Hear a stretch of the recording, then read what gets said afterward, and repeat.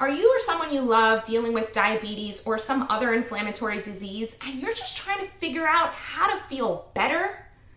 I'm Hannah Mason, and in today's Spark, we're going to be looking at how it's all about the inflammation.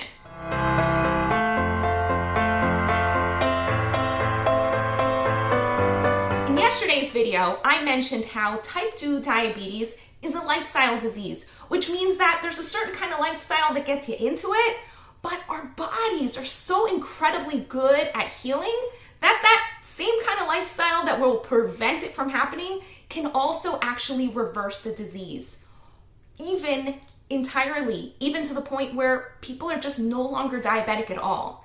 And that might be crazy to hear if you're used to going to a doctor who's just like, take this pill, take this pill. But that's simply because doctors in their medical training get somewhere between 1 to 4 hours of nutritional and lifestyle information. They basically know as much about the connection between nutrition, lifestyle, and health as the average layperson does, and maybe even less, because they're spending so much of their energy learning about medical interventions, especially drugs.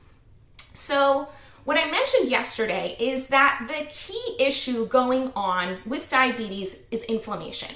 You've got blood vessels that are inflamed, and when we have inflammation, what our bodies do is coat the walls of the inflamed blood vessels with cholesterol, which is like kind of like a soothing cream. Like if you get a cut and you put a cream and it just feels so much better. And usually that cream is really fatty, right? It's oily and it feels so nice. So on the inside of your body, cholesterol does the same thing. It's this nice fatty cream that your immune system produces in order to soothe the hot, red, painful inflammation that's inside of your blood vessels. So the really easy question is, wait a second, how did I get inflamed in the first place, right? Not how do we attack the cholesterol, evil cholesterol? It's not evil, it's really a gift. Your body's doing the best that it can to deal with all of the inflammation you have.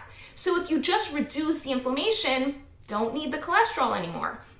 And that's what studies show, that if you reduce all of the factors that are causing inflammation, within weeks, we're not talking years here, within weeks, you can reduce all of that clogging up of cholesterol that causes heart disease and diabetes. It just goes down, which means that you got great blood flow and you also have walls that work, that have the ability to absorb sugar and keep your blood sugar moving in a normal and healthy way.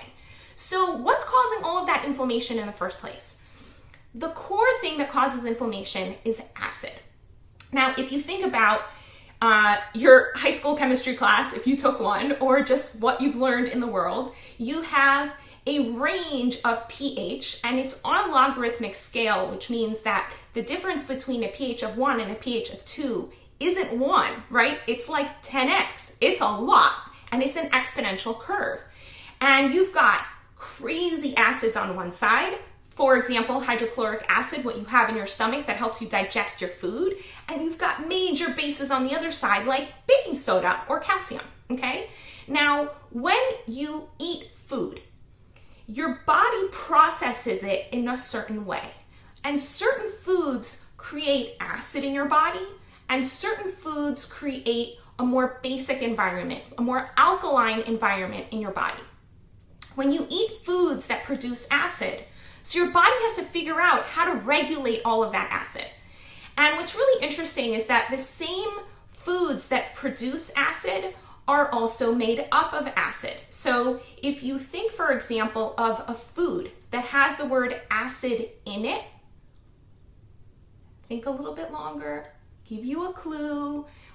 It's something to do with protein, right? So when you eat amino acids, you need the intense acid in your stomach to break that down. The purpose of the acid in your stomach is twofold. One is to break down proteins, and the other is to try to kill all of the crazy stuff that might be coming in, like bacteria and viruses and things like that. That acid's really, really strong stuff. You don't want it anywhere else in your body. The vast majority of the rest of your body is a basic system, meaning that it's alkaline. And so what happens when the food comes out of your stomach, so it's really acidic because of the stomach acid itself, and it might be acidic if there's a lot of protein in there, right? So what your body does is it literally pumps baking soda. Kid you not. It pumps baking soda into your small intestine, which is the place that comes right after your stomach, in order to neutralize that acid and chill everything out. Because if you had hydrochloric acid going through the rest of your intestines, ooh, would that burn? It would not be a good thing. So, and you literally start eating the lining of your small and large intestine, and you don't want to do that either. So all that baking soda comes in. But if you have more acid than you have baking soda to balance it out, so your body's like, ooh, we gotta get some other basic substance to come in and chill out all that acid because we need a more neutral, more alkaline environment for the rest of our digestion. And you know where your body gets more basic stuff, right? It doesn't have any baking soda left. So what is it going to use? Believe it or not, it uses calcium. So you might have learned in high school chemistry that calcium is incredibly basic. And where do you have calcium in your body?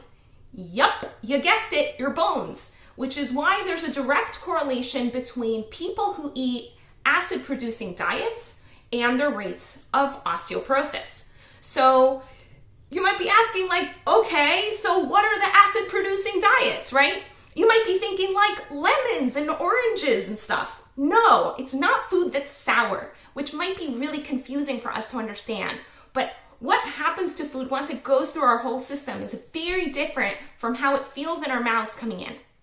So the most acid-producing foods are foods that come from animals. So we're talking about meat and chicken and fish and animal fat and milk, okay? So milk comes in, let's say, and by the time it's going out, it produces acid in the body, which is why the countries that have the highest rates of milk consumption also have the highest rates of osteoporosis.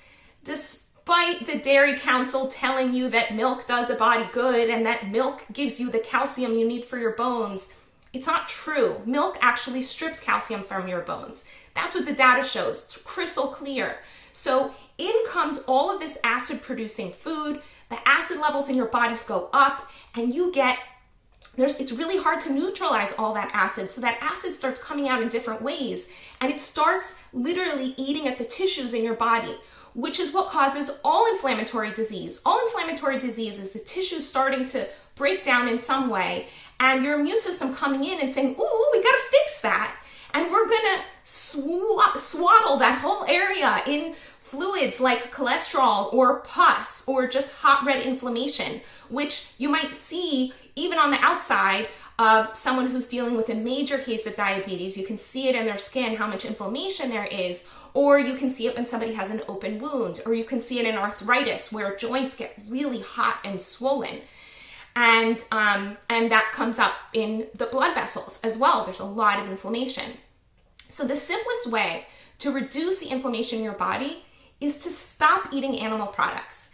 And that might sound like a super hippie, crunchy granola, animal rights activist, vegan thing to say, but I'm telling you, it's what the data has been showing for the past 100 years from major medical institutions and major researchers. This isn't alternative stuff. This is stuff being presented by the World Health Organization and by major medical institutions the world over, that the most inflammatory causing foods are animal products, and it doesn't matter what animals they come from. No, fish doesn't really help all that much, and no, chicken isn't better than beef. They all cause inflammation.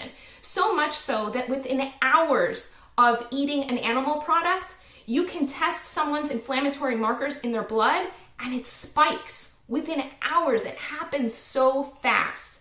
And you might see inflammation, for those of you who know about the connection between dairy and boogers, right? You might see that if you consume dairy, you might then be much more likely to get a cold or allergies. And there's so many people who already know about that. They already know about how they do much better when they're not on dairy. And it's not because of the lactose. It's because of the inflammation that dairy causes. And your body uses its immune system in order to chill out inflammation. And cholesterol is one of those ways, and boogers are another way that it's trying to get rid of all of that acid and deal with all of that inflammation.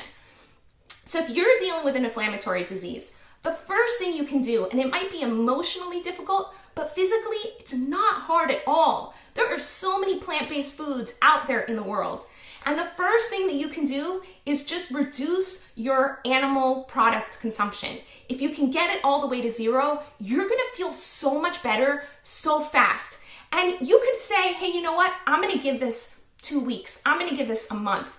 And you will see within that short period of time, such massive shifts in your health that it'll probably motivate you to keep going forward. Now, one other thing that causes inflammation has to do with what's going on emotionally inside of us. And that's something that I want to cover in tomorrow's video. But in the meantime, if you're dealing with an inflammatory disease or you're dealing with stressful head stuff, which often is inflammation in and of itself, and you want to move forward and you feel like you could really use a coach to get you through that process, you could really use a vitality coach who's gonna help you up your game, increase the vitality in your body, increase the energy that you have, and the excitement and enthusiasm, the clarity of mind that you're really looking for. I highly recommend you book a discovery session. You can book a free discovery session with me here on Facebook or on my website at hanamason.com. In the meantime, I wish you a beautiful day. Want to experience more clarity, vibrance, and joy in your life? Book a discovery session with Hana at hanamason.com/joy.